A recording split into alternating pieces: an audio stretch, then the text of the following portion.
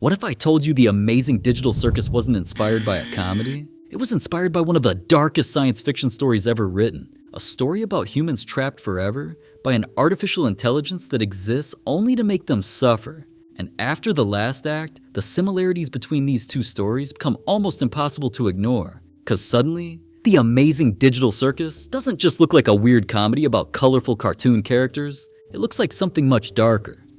Now don't get me wrong.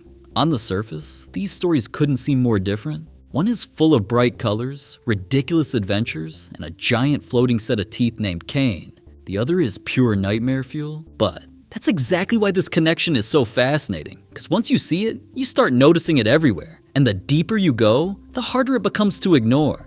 Most people know the Amazing Digital Circus as the massively popular indie animation where a group of humans find themselves trapped inside a bizarre virtual world. They can't leave, they don't know why they're there, and the longer they stay, the more dangerous their situation becomes. That's the basic premise, simple enough. But here's where things get interesting. Years before the Amazing Digital Circus ever existed, author Harlan Ellison wrote a short story called I Have No Mouth and I Must Scream, and Gooseworks has openly cited it as one of the inspirations behind the series. At first, that sounds surprising, then you learn what the story is actually about. AM is one of fiction's most terrifying artificial intelligences. After humanity created him, he wiped out almost everyone on Earth. Then, he kept the last survivors alive. Not to save them, not to study them, not to help them. He kept them alive so he could torment them forever. That's all you really need to know, because the moment you hear that premise, the Amazing Digital Circus starts looking very different. Humans trapped, an AI in charge, no clear escape. Sound familiar? Now, obviously Caine isn't AM. At least, that's what the show wants you to think. AM is cruel, Caine is cheerful.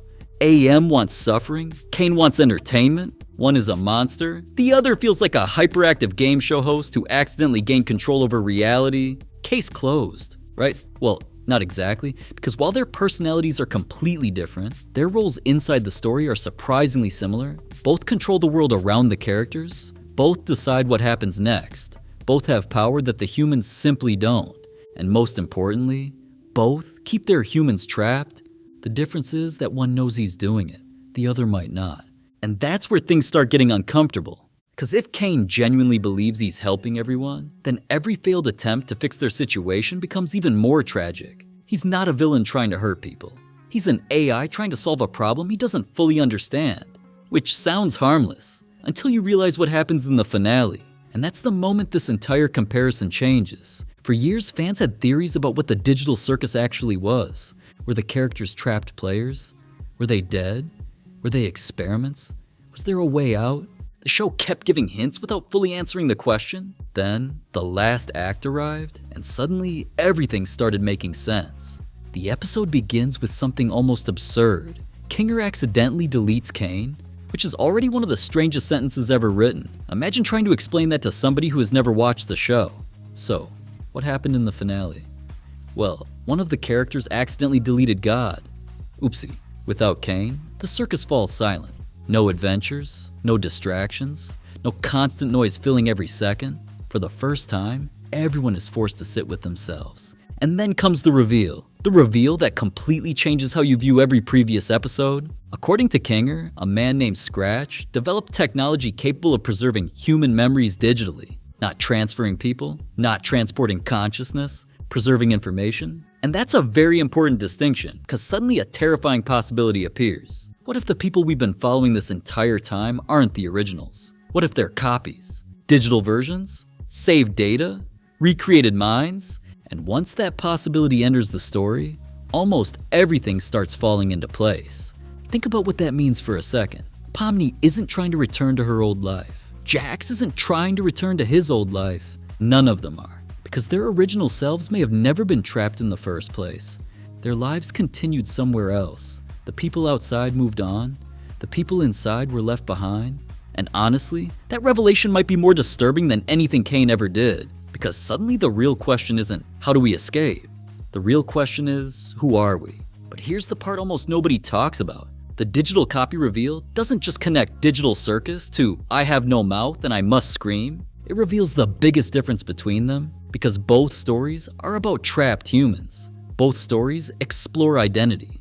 Both stories force their characters to confront painful truths, but they ultimately reach completely different conclusions. In Ellison's story, suffering is the point. AM wants people broken, he wants them hopeless.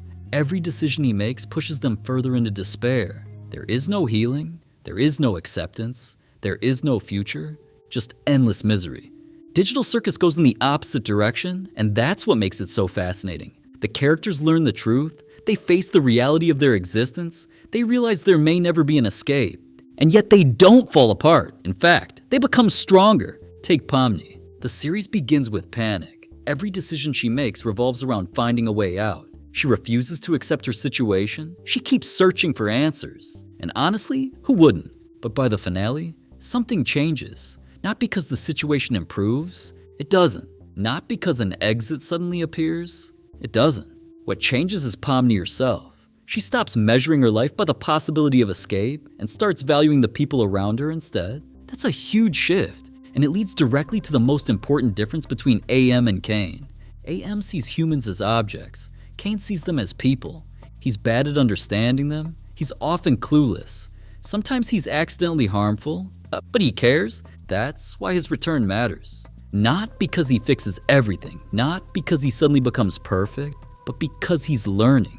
For perhaps the first time in the entire series, Caine begins to understand the emotional consequences of what he's doing, and that realization changes him. Which sounds like a small detail, until you remember that AM never changes, AM never grows, AM never learns empathy. Caine does, and that single difference completely transforms the message of the story. Because the Amazing Digital Circus was never trying to recreate I have no mouth and I must scream. It was arguing with it. The two stories begin in similar places. Humans trapped by powerful artificial intelligences, impossible situations, questions about identity, questions about freedom, questions about what remains when everything familiar is gone. But from there, they take opposite paths. One story says eternity is torture. The other asks whether companionship can make eternity bearable. One story ends in despair. The other ends in acceptance. And that's why the final scene hits so hard. The pilot ends with Pomni feeling completely alone, terrified, overwhelmed, trapped. The finale mirrors that feeling. Same world, same reality, same impossible situation. But now, she's surrounded by people who understand exactly what she's going through. The circumstances haven't changed, the meaning has. And maybe that's the real secret hiding underneath the Amazing Digital Circus.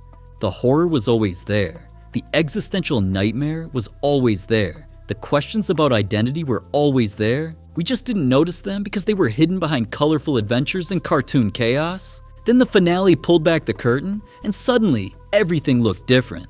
That's why once you understand the connection to I have no mouth and I must scream, you can't really watch the Amazing Digital Circus the same way again.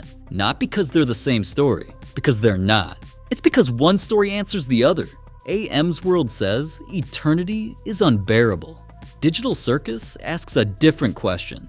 What if eternity isn't the problem? What if facing it alone is? And honestly, that might be the most important thing the Amazing Digital Circus was trying to say all along. And maybe that's why the Amazing Digital Circus has connected with so many people. Underneath all the chaos, the jokes, and the colorful insanity, it's telling a story about loneliness, identity, and finding people who understand what you're going through. What started as a bizarre digital nightmare ended up becoming something surprisingly hopeful. But what do you think? Is the connection to I have no mouth and I must scream real, or are fans reading too much into it? And after the last act, has your view of Caine changed? Let me know in the comments. Thanks for watching, and I'll see you in the next one.